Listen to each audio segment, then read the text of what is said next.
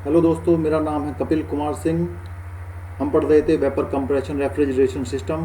Case 1 हमने पढ़ लिया था। अब पढ़ते हैं case 2, vapour compression cycle with dry saturated vapour. Means जब हमारा इवेपोरेटर से वेपर सैचुरेटेड वेपर हमारी बाहर निकलेगी, शुष्क संतृप्त वाष्प के साथ वाष्प का संपीड़न चक्र। आइए स्टार्ट करते हैं यहाँ से।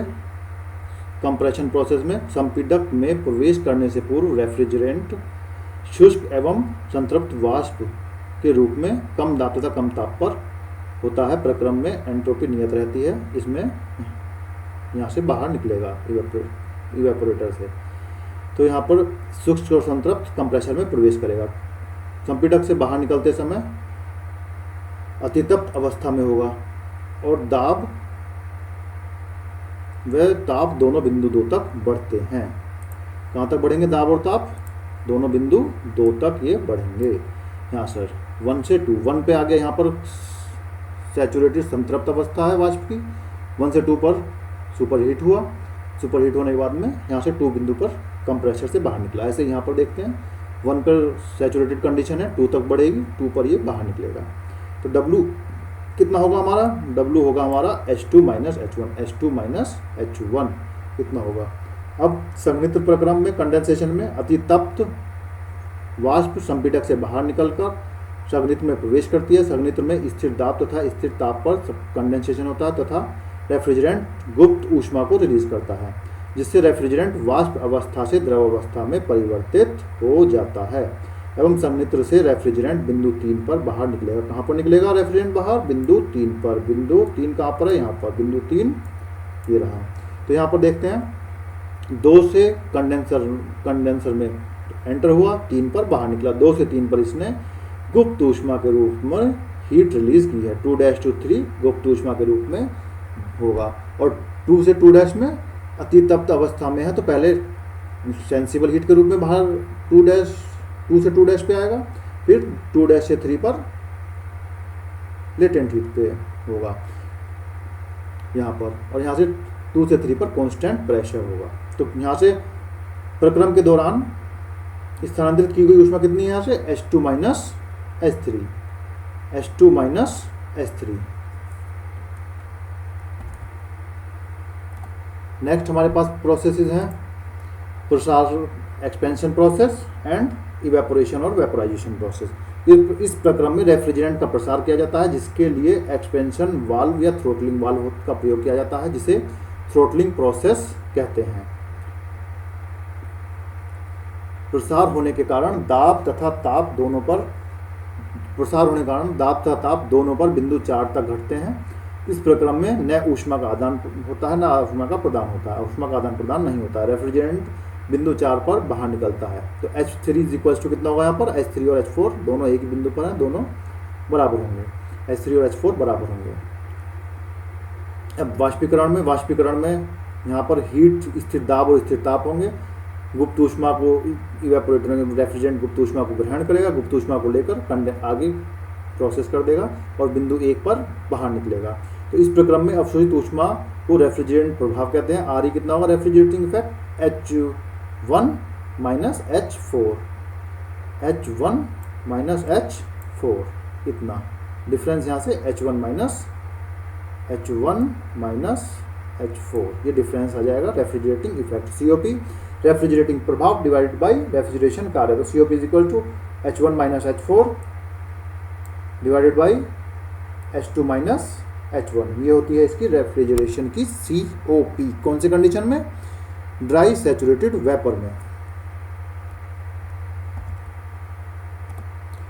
नेक्स्ट केस है हमारा, जो कि नेक्स्ट केस है, इंपॉर्टेंट केस है, अतितप्त वाष्प के साथ वाष्प संपीड़न चक्र, vapour compression system with super heated vapour.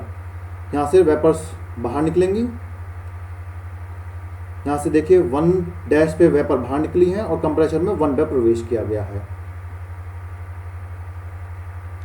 1' पर ये बाहर निकली है, उसके बाद में 1 पे किया। इसके 1' और 1 के बीच में इसको हमने थोड़ी सी क्या कर दिया है, यहाँ पर 1' और 1 के बीच में हमने इसको हीट सप्लाई कर दी है। ये जो कि मैंने सिंबल बनाया हुआ है एक हीट सप्लाई कर दी गई है।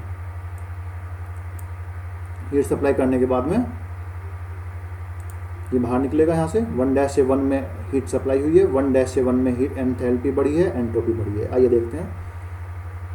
संपीडक कंप्रेसर में प्रवेश करने से पूर्व रेफ्रिजरेंट अतितप्त वाष्प के रूप में कम दाब तथा कम ताप पर होता है। संपीडक से बाहर निकलते समय अतितप्त अवस्था में होता है रेफ्रिजरेंट, और दाब व ताप दोनों बिंदु 2 तक बढ़ते हैं। बिंदु 2 तक बढ़ते हैं, 1 1 और 2 तक बढ़ेंगे। संघनित्र इसके बाद में एंटर करेगा कंडेंसेशन में। प्रक्रम वही रहेगा जैसे पहले देखा था। प्रक्रम के दौरान स्थानांतरित की गई ऊष्मा H2 - H3, इस 2 में से इस 3 को घटा देंगे, इस 2 में से इस 3 को घटा देंगे, तो सीधा सीधा हमारे पास आ जाएगा H2 - H3। Next process expansion process. इस प्रक्रम में न ऊष्मा का आदान होता है न ऊष्मा का प्रदान होता है। एंट्रोपी एंथैल्पी कांस्टेंट रहती है। H3 = H4। वाष्पीकरण इवेपोरेशन ऑफ वेपोराइजेशन प्रोसेस। इस प्रक्रम में बिंदु 1 तक, यह प्रक्रम बिंदु 1 तक पहुंचता है और हम पूरा चक्र फिर से प्रारंभ हो जाता है। जैसे पहले बताया था 4 to 1 में हीट लेकर जाएगा, बिंदु 4 पे एंटर करेगा, 1 पर बाहर निकल जाएगा।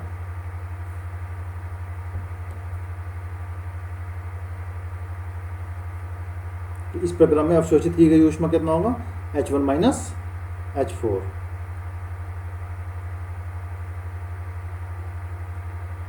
H1 - H4, क्योंकि ये कंप्रेसर में एंटर कहाँ पर हुआ है? 1 से एंटर हुआ, तो ये हम इसको इसी प्रोसेस का हिस्सा मानेंगे, 4 और 1 के बीच को। तो H1 - H4 COP होगा H1 - H4 / H2 - H1।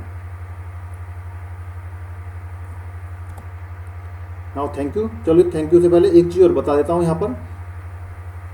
ये जो एक्सपेंशन वाल्व है, एक्सपेंशन वाल्व में एंथैल्पी कांस्टेंट रहती है।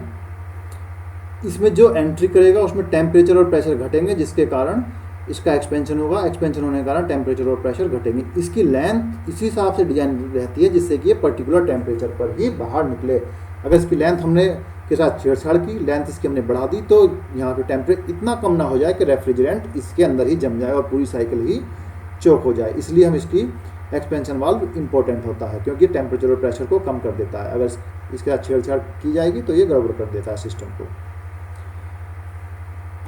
चलिए थैंक यू, आज के लिए इतना काफ़ी है। आप हमारे चैनल को लाइक सब्सक्राइब कीजिए और कमेंट बॉक्स में ज़रूर लिखकर बताइए आपको जो भी प्रॉब्लम हो।